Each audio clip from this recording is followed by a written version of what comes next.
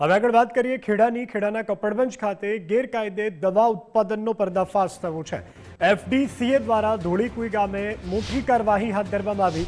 પરવાના વિના vitamin B complex દવાનું થતું હતું રીપેકિંગ।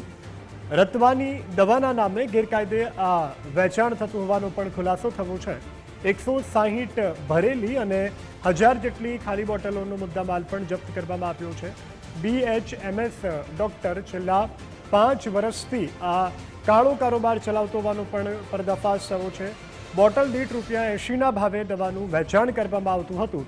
ઉત્પાદન લાયસન્સ અને બેચ રેકોર્ડ ન મળતા આ કાર્યવાહી કરવામાં આવી છે। દવાના સેમ્પલ સરકારી લેબોરેટરીમાં મોકલી વધુ તપાસ શરૂ કરવામાં આવી છે।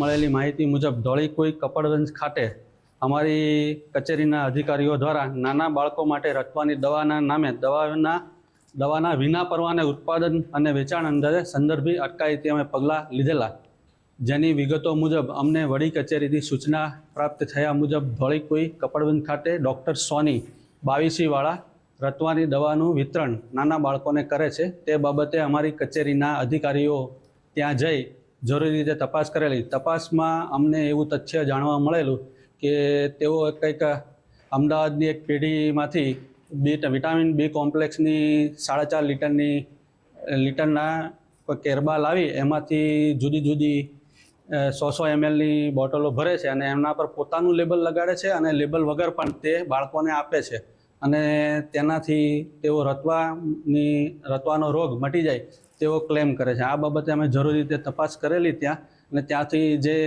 આ જ તથ્ય જાણવા મળેલ તે બાબતે અમે ત્યાંથી પૃથ્થકરણ વાસ્તે સેમ્પલ લીધેલા છે તથા 66,400નો મુદ્દામાલ જપ્ત કરેલો છે।